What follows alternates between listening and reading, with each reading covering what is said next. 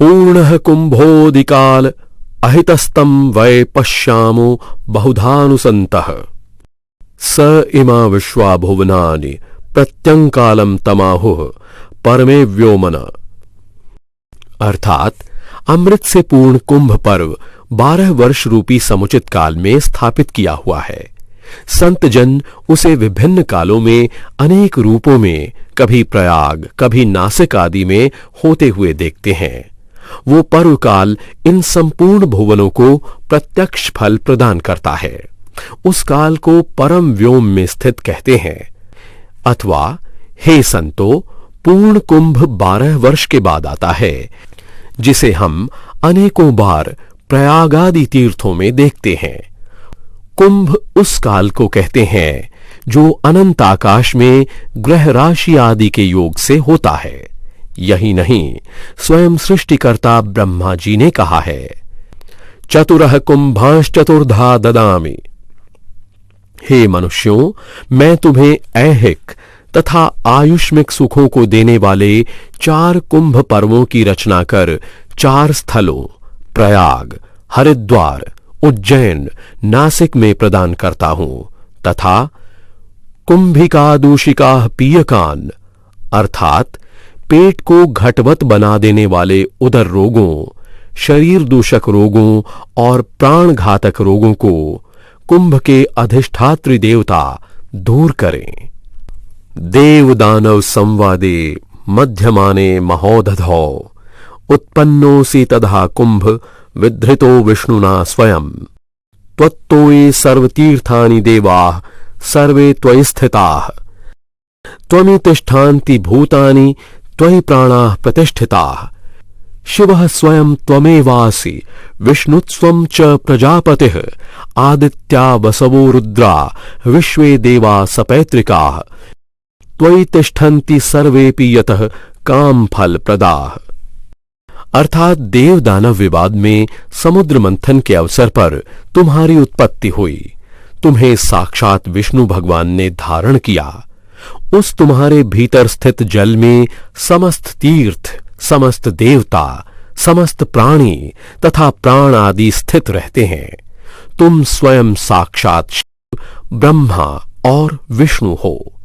आदित्य, वसु, रुद्र, सपैत्रिक, विश्वदेव आदि सभी श्रेष्ठ कार्यों के फलदायी देवता सदैव तुम्हारे भीतर स्थित रहते हैं। इस प्रकार स्वरूप ज्ञान और प्रार्थना के पश्चात अंतिम निवेदन कलश से किया जाता है। कुंभ महापर्व व उनकी कथाएं। कुंभ अर्थात कलश अर्थात घड़ा। जी हां, कुंभ का अर्थ यही होता है और इस कुंभ नामक महापर्व की कथा भी कलश से ही जुड़ी हुई है। फर्क सिर्फ इतना है कि इस कथा का पात्र साधारण कलश न होकर अमृत कलश है और इसी अमृत कलश की पृष्ठभूमि है ये कुंभ महापर्व। कुंभ महापर्व सहस्रों वर्ष पूर्व घटित एक विशिष्ट घटना की स्मृति में आयोजित किए जाने वाले विशिष्ट आध्यात्मिक उत्थान के अनुष्ठानों का महायोग है। कुंभ महापर्व सहस्रों वर्ष पूर्व घटित एक विशिष्ट घटना की स्मृति में आयोजित किए जाने वाले विशिष्ट आध्यात्मिक उत्थान के अनुष्ठानों का महायोग है। जहां अमृत बूंदें गिरी थीं, वहीं कुंभ पर्व मनाए जाने की परंपरा है। प्रयाग, हरिद्वार, उज्जैन, त्र्यंबकेश्वर यही वो चारों स्थल हैं जहां अमृत की बूंदें गिरी थीं और अमृत के प्रताप से इन चारों तीर्थों की नदियां गंगा, यमुना, सरस्वती, क्षिप्रा और गोदावरी अमृतमयी हो गई हैं। समुद्र मंथन के पश्चात आरंभ हुए इस भीषण संग्राम को समाप्त करने के लिए भगवान विष्णु ने मोहिनी रूप धारण किया और छल से देवताओं को अमृत और दैत्यों को विषपान करा दिया था।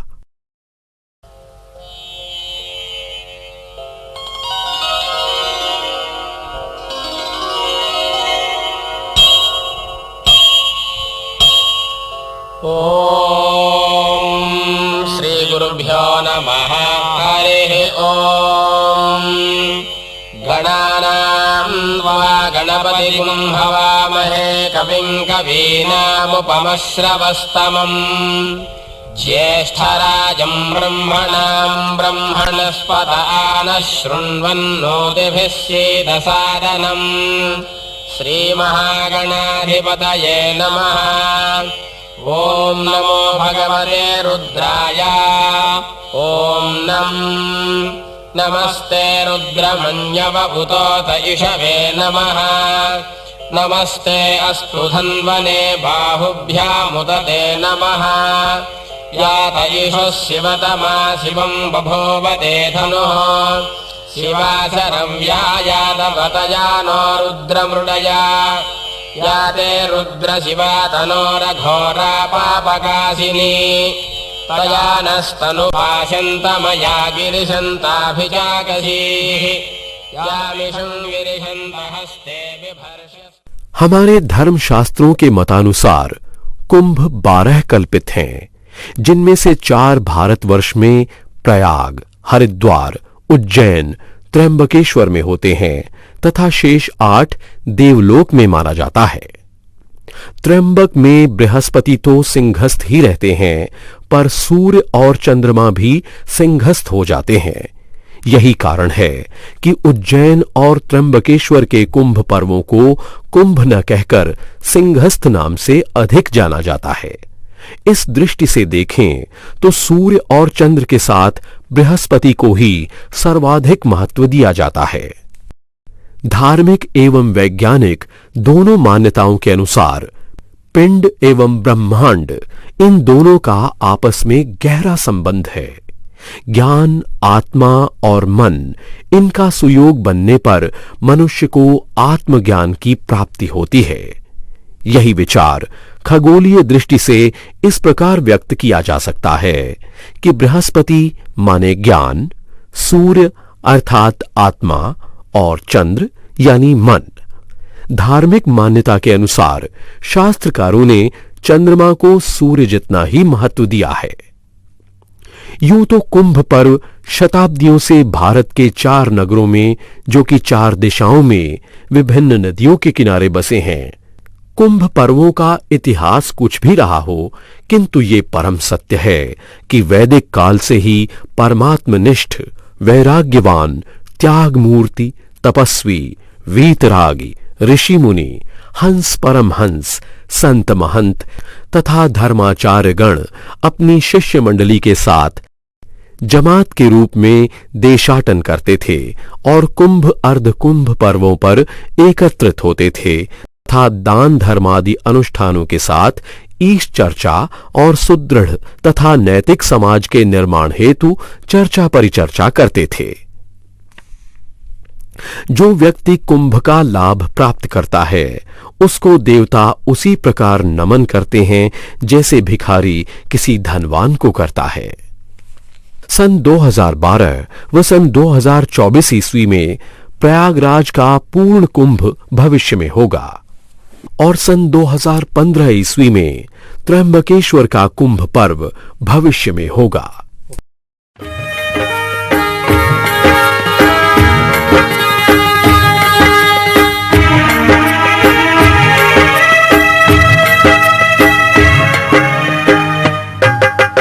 भली भावना मन में रख कर लो शिव गुणगान।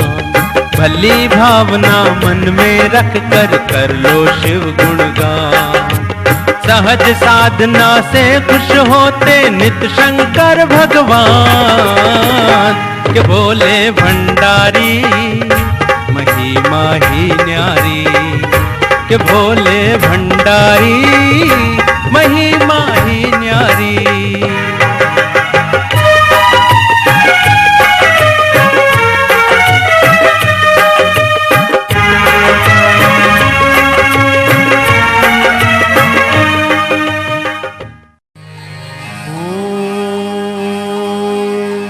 महारुद्राय नमः। ओम नीलकंठाय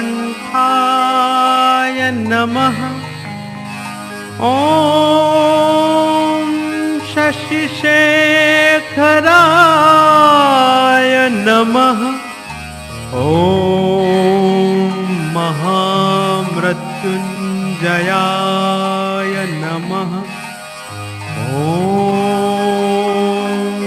नमः शिवाय।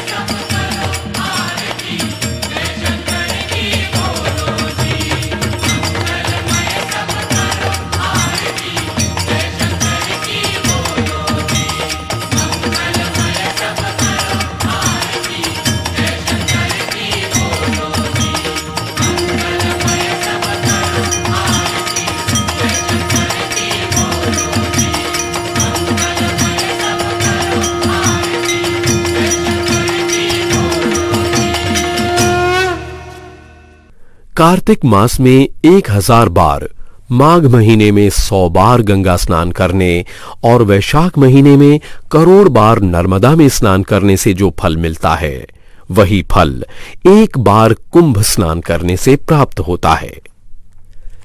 1000 बार अश्वमेध यज्ञ, 100 बार वाजपेय यज्ञ तथा 1,00,000 बार पृथ्वी की प्रदक्षिणा करने पर जो फल मिलता है, वही फल एक बार कुंभ पर्व में स्नान करने से प्राप्त होता है। गंगा आदि तीर्थों में जैसे जलजीव, मछली, मगरमच्छ, मेढक आदि रहते हैं और मंदिरों में पक्षीगण बैठे रहते हैं, फिर भी वे भावहीन होने के कारण उन स्थानों से मिलने वाले फलों को प्राप्त नहीं कर पाते। इसी प्रकार तीर्थ के प्रति श्रद्धा न रखने वाले नास्तिक, संशयालु, पापाचारी एवं लोभ विशेष से युक्त व्यक्ति तीर्थ फल प्राप्त नहीं कर पाते हैं। कुंभ मेला विश्व का एकमात्र ऐसा आयोजन है जहां बिना बुलाए लाखों करोड़ों लोग एकत्र होते हैं। इतने सारे लोगों को बुलाने के लिए न तो कोई प्रचार अभियान चलाया जाता है, न तो किसी प्रकार का निमंत्रण ही भेजा जाता है। फिर भी लाखों श्रद्धालु सामान उठाए, बच्चों को संभालते, धक्के खाते, गिरते पड़ते, मीलों पैदल चलकर भी कुंभ में पहुंचकर जुट जाते हैं गंगा स्नान में। ये एक चमत्कार नहीं तो और क्या कहा जाएगा। हरिद्वार के ग्रहयोगों के प्रभाव से कुंभ यात्रियों में धर्म के प्रति आस्था प्रगाढ़ होती है। प्रयाग कुंभ के ग्रहीय प्रभावों में पारस्परिक सौहार्द के वातावरण का जन्म, ईश्वर के प्रति झुकाव और यौगिक ध्यान की वृत्ति का विकास सम्मिलित है। त्र्यंबकेश्वर कुंभ काल में अनुकूल ग्रहों के प्रभाव स्वरूप सामाजिक, धार्मिक मानदंडों को बल मिलने की बात कही गई है। साथ ही यहां के ग्रहयोगों के प्रभाव से वैज्ञानिक दृष्टि का विकास होता है। उज्जैन कुंभ में ग्रहयोग के अनुकूल होने पर सात्विक भावों का उदय होता है और व्यक्ति को चारों पुरुषार्थों की प्राप्ति में सहायता मिलती है। यहां का कुंभ महापर्व बरसात में शुरू होता है। यहां की बड़ी विचित्र परंपरा है। त्र्यंबकेश्वर नासिक के लोग कुंभ महापर्व पूरे 1 वर्ष तक मानते हैं, जबकि साधु संत और अखाड़े 1 महीने तक ही कुंभ पर्व मानते हैं और मासांत में अपने अपने स्थानों को प्रस्थान कर जाते हैं। सिंहे गुरुस्तथा भानुश्चंद्रश्चंद्र क्षयस्तथा गोदावर्या तथा कुंभो जायते वनी मंडले। सिंह राशि में गुरु तथा सूर्य एवं चंद्रमा स्थित हो और अमावस्या को योग हो, तब गोदावरी के उद्गम स्थल कुशवर्त कुंड त्र्यंबकेश्वर में पृथ्वी पर कुंभ पर्व सिंहस्थ पर्व होता है। सिंह स्थिते जे सिंहर के त्र्यंबके गौतमी तटे। सिंह राशि में गुरु और सूर्य के स्थित होने पर गौतमी तट पर त्र्यंबकेश्वर में कुंभ सिंहस्थ पर्व होता है। षष्ठी वर्ष सहस्राणि भागीरथ्य वगाहनम सकृत गोदावरी स्नानम सिंहस्ते च बृहस्पतौ। 60,000 वर्ष तक भागीरथी अर्थात गंगा में स्नान करने का जो फल है, वही फल सिंहस्थ बृहस्पति के अवसर पर कुंभ पर्व के समय एक बार गोदावरी में स्नान करने से मिलता है। कालिंदी पश्चिमा पुण्या गंगा चोत्तर वाहिनी विशेष दुर्लभा ज्ञेया गोदा दक्षिण वाहिनी। जैसे पश्चिम वाहिनी यमुना तथा उत्तर वाहिनी गंगा पुण्यदायिनी है, वैसे ही दक्षिण वाहिनी गोदावरी अत्यंत पुण्यदायक एवं दुर्लभ है। त्र्यंबकेश्वर नासिक में लोग 1 वर्ष तक स्नान आदि करते रहते हैं। 1 वर्ष तक क्या, बल्कि सभी समय तीर्थ स्थान होने से स्नान ध्यान करते ही रहते हैं, किंतु फिर भी कुंभ मेला सिंहस्थ पर्व के समय कुशावर्त तीर्थ त्र्यंबकेश्वर एवं रामघाट अर्थात पंचवटी नासिक में होने वाले मुख्य शाही स्नान 4 हैं। प्रथम शाही स्नान श्रावण कृष्ण अमावस्या, द्वितीय शाही स्नान सिंह संक्रांति पर्व, तृतीय शाही स्नान श्रावणी पूर्णिमा रक्षाबंधन, चतुर्थ शाही स्नान भाद्रपद कुशोत्पाटिनी अमावस्या।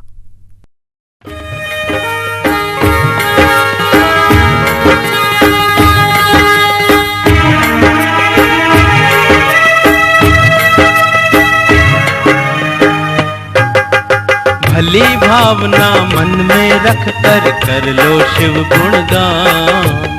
भली भावना मन में रख कर लो शिव गुणगान।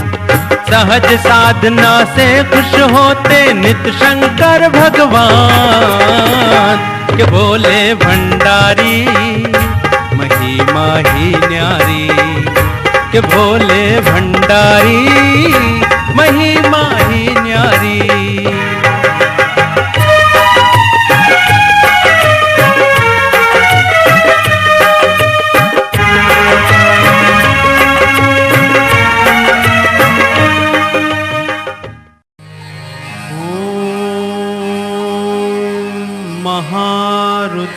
महारुद्राय नमः। ओम नीलकंठाय नमः। ओम शशिशेखराय नमः। ओम महामृत्युंजयाय नमः। ओम नमः शिवाय।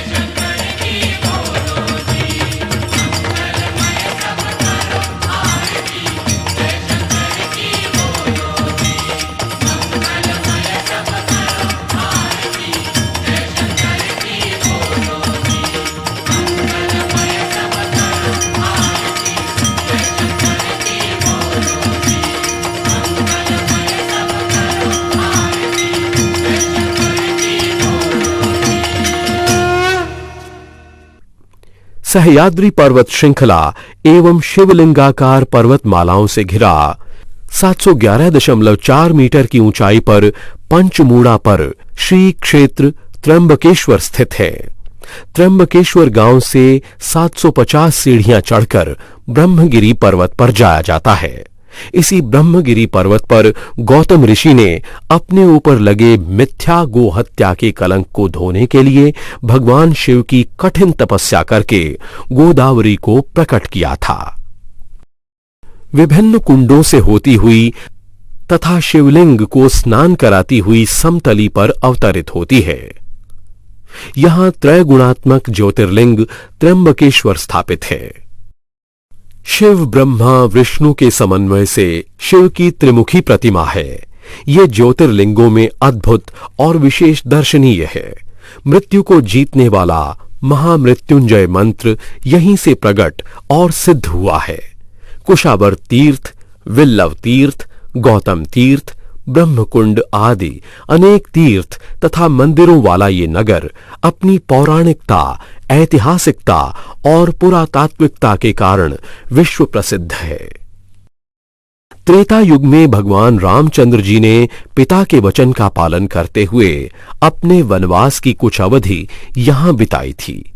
रामचंद्र जी के यहां निवास काल में रावण की बहन शूर्पणखा ने लक्ष्मण से विवाह का निवेदन किया। लक्ष्मण ने क्षुब्ध होकर शूर्पणखा की नाक काट ली थी और उसी नासिका के काटने की घटना को लेकर इस शहर का नाम नासिक पड़ा। जालंधर की पत्नी वृंदा के श्राप से ग्रस्त हरि अर्थात विष्णु और ब्रह्म हत्या के श्राप से ग्रस्त हर अर्थात शिव दोनों ही पुण्य सलिला गोदावरी में स्नान करके पाप मुक्त हुए थे। इसी कारण नासिक की ख्याति हरिहर क्षेत्र के रूप में भी है। तुलसी कृत रामायण में अरण्य कांड में इसका वर्णन दिया है। गीधराज शो भेंट वही बहुविधि प्रीत दृढ़ाय, गोदावरी निकट प्रभु रहे परण गृहछाय। भगवान राम ने गुरु अगस्त्य जी की आज्ञा पाकर दक्षिण वाहिनी गोदावरी के किनारे घास पत्ते की कुटिया में यहाँ निवास किया था। ये त्रेता युग का प्रभु श्री राम का घासपत्ती कुटिया स्थान है। पीछे लक्ष्मण जी का वट का झाड़ है, जो वाल्मीकि रामायण में अरण्य कांड में जिसका वर्णन आता है। वहां लक्ष्मण जी ने प्रभु श्री राम का खड़े होकर के पहरा दिया था। उसी पीरियड में रावण की बहन शूर्पणखा मोहिनी रूप लेके आई, प्रभु श्री राम से शादी के लिए यहाँ संवाद चला था। तो भगवान राम ने लक्ष्मण जी के पास भेजा, तो वहां वट वृक्ष के नीचे लक्ष्मण जी ने शूर्पणखा का नाक कान काट दिया, तो वो राक्षसी रूप में बदल गया था उसका फोटो शूर्पणखा का। तो प्रभु श्री राम के पास दौड़ करके सीता माता को खत्म करने के लिए दौड़ी। भगवान श्री राम ने शूर्पणखा को दंड दिया, तो यहां से भाग गई। तो उसका भाई खरदूषण आया था। राम लक्ष्मण सीता माता के पास युद्ध करने के लिए 14,000 सेना को लेकर खरदूषण यहाँ दंडकारण्य वन में प्रभु श्री राम से युद्ध करने के लिए आ गया। प्रभु श्री राम ने सीता माता को लक्ष्मण जी को यहाँ से निकाल दिया था, तो सीता गुफा में लक्ष्मण जी ने सीता माता को रुकाया। श्री क्षेत्र त्र्यंबकेश्वर नगरी का सार रूप परिचय। लगभग 500 वर्ष पूर्व एक छोटी सी नगरी का निर्माण किया गया, जो त्र्यंबकेश्वर नाम से परिचित है। पेशवे काल में नाना साहब पेशवे जी ने श्री त्र्यंबकेश्वर मंदिर बांधकर नगरी में 4 चांद लगाए। श्री होलकर के फडणवीस श्री पारनेकर ने श्री कुशावर्त तीर्थ बांधकर नगरी की शान बढ़ाई। नासिक जिले में नासिक शहर की पश्चिम दिशा में 18 मील की दूरी पर ब्रह्मगिरी पर्वत है, जो सह्याद्री का एक हिस्सा है। उसकी तलहटी में श्री क्षेत्र त्र्यंबकेश्वर बसा हुआ है। सागरी सतह से 3000 फीट की ऊंचाई पर होने के कारण ये महाराष्ट्र का ठंडी हवा का सुखद स्थान है। उत्तर दिशा से आने वाले यात्रियों के लिए नासिक त्र्यंबकेश्वर मार्ग अधिक सुखकर है। 1866 ईस्वी में त्र्यंबकेश्वर में नगर पालिका स्थापित हुई, जिसमें 113 वर्षों से त्र्यंबकेश्वर नगरवासियों की तथा आने वाले यात्रियों की बहुत तरह से सेवा की है।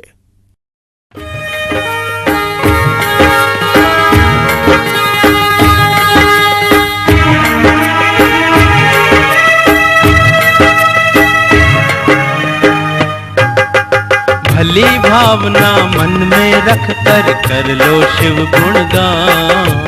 भली भावना मन में रख कर लो शिव गुणगान। सहज साधना से खुश होते नित शंकर भगवान। के बोले भंडारी महिमा ही न्यारी। के भोले भंडारी महिमा ही न्यारी।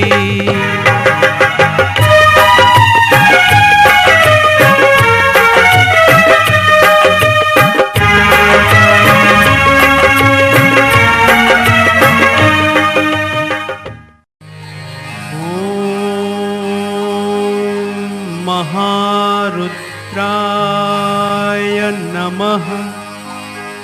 ओम नीलकंठाय नमः। ओम शशिशेखराय नमः। ओम महामृत्युंजयाय नमः। ओम नमः शिवाय।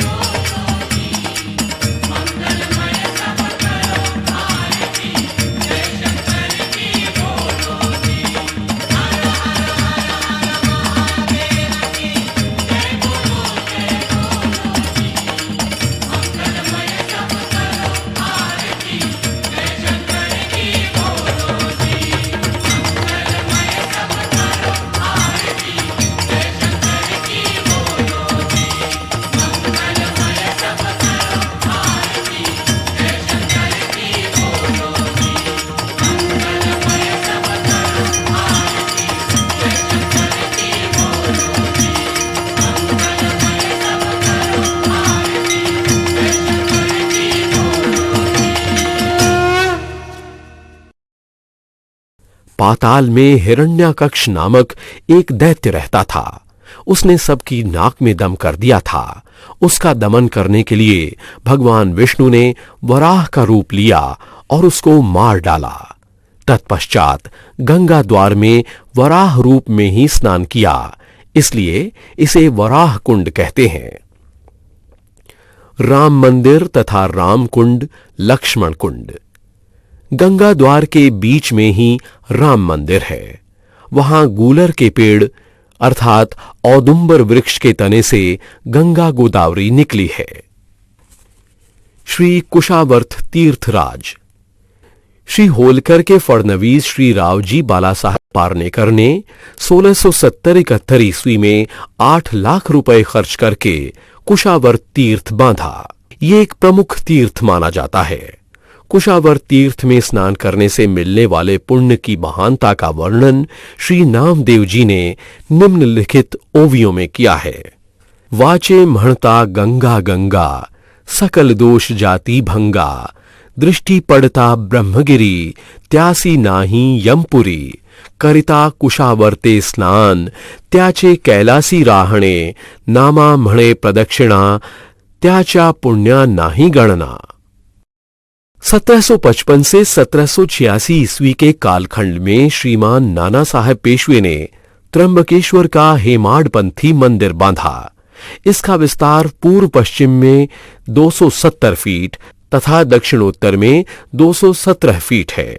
मंदिर रचना यंत्राकार है। मंदिर पूर्वाभिमुख है तथा चारों तरफ पत्थर की दीवारें हैं। मंदिर के शिखरों पर 5 सुवर्ण कलश हैं। ध्वजा पंच धातु की है। कलश तथा ध्वजा श्री अन्ना साहेब विंचूरकर की देन है।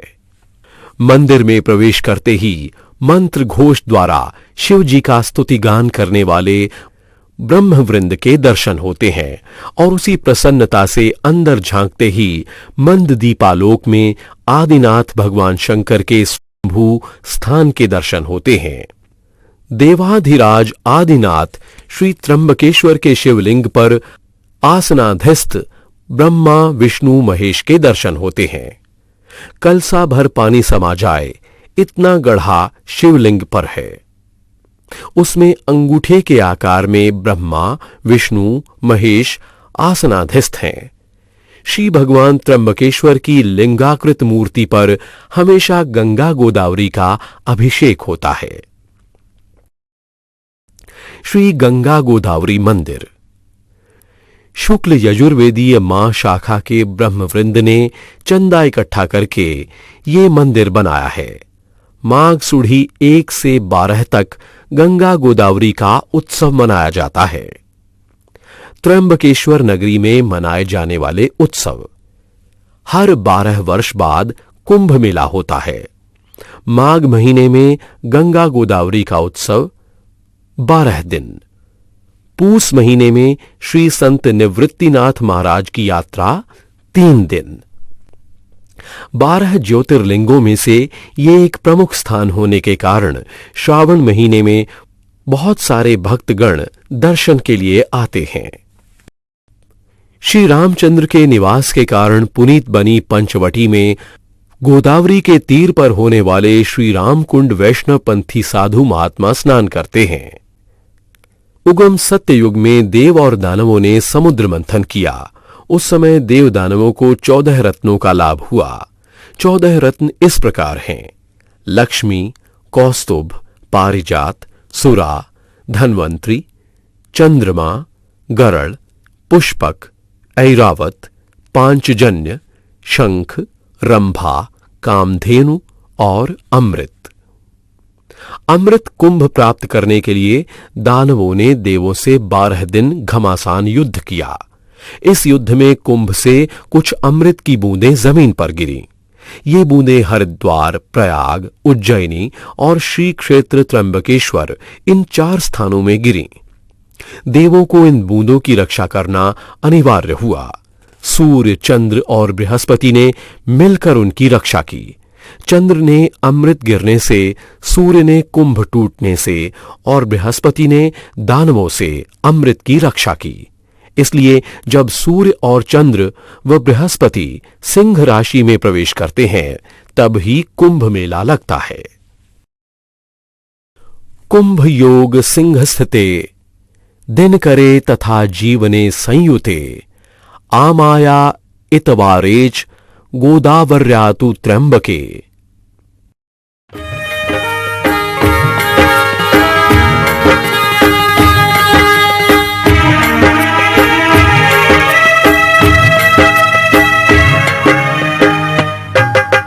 भली भावना मन में रख कर लो शिव गुणगान।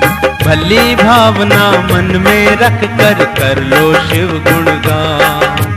सहज साधना से खुश होते नित शंकर भगवान के बोले भंडारी महिमा ही न्यारी। के बोले भंडारी महिमा ही न्यारी।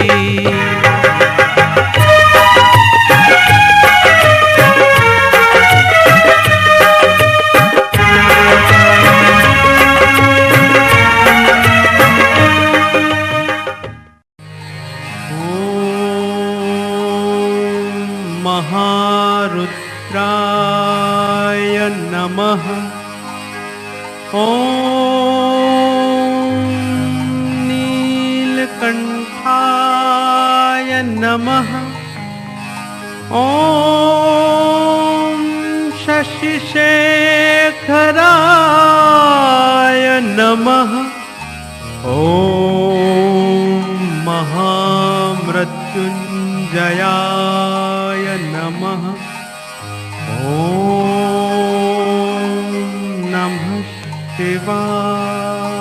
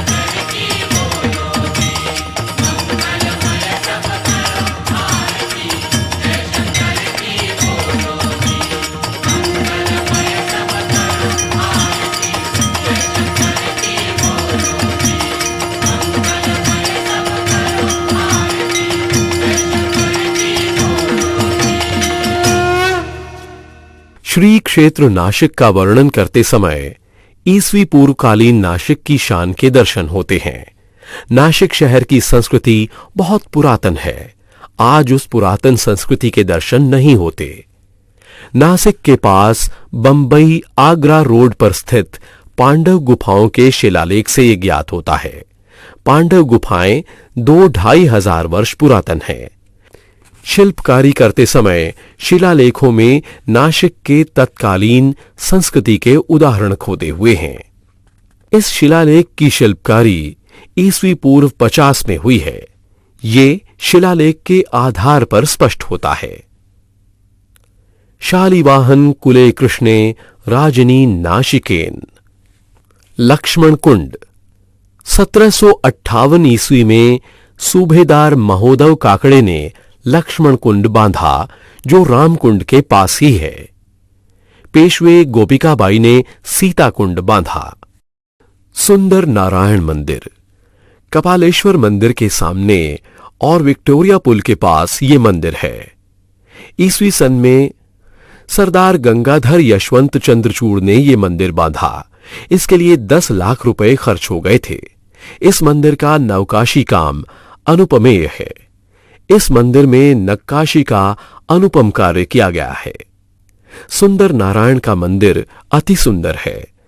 दिशा साधन का उपयोग करने के कारण मार्च महीने की 22 तारीख को सूर्य की किरणें मंदिर के दालान से प्रवेश कर सुंदर नारायण के पद्म कमल सुशोभित करती हैं। श्री राम की इस तपोभूमि में सरदार रंगराव ओढ़ेकर ने 1772 ईस्वी में 23 लाख रुपए खर्च करके श्री राम मंदिर बांधा है। ये काम 12 वर्ष तक जारी था। मंदिर का आकार 266 बाय 138 फीट है। मंदिर के 3 दालान हैं। तीसरे दालान में श्री राम की लक्ष्मण सीता सहित मूर्ति है। रामनवमी के दिन यहां बड़ा उत्सव मनाया जाता है। रामेश्वर मंदिर ये मंदिर कला कौशल का एक अनुपम नमूना है। ये मंदिर 1747 ईस्वी में 18 लाख रुपए खर्च करके राजे बहादुर ने बनवाया। वसई के संग्राम में मिली हुई पोर्तुगीज की घंटी यहीं पर है। ये घंटी पोर्चुगीज चर्च में थी। उसकी आवाज 5 मील दूर तक गूंजती थी।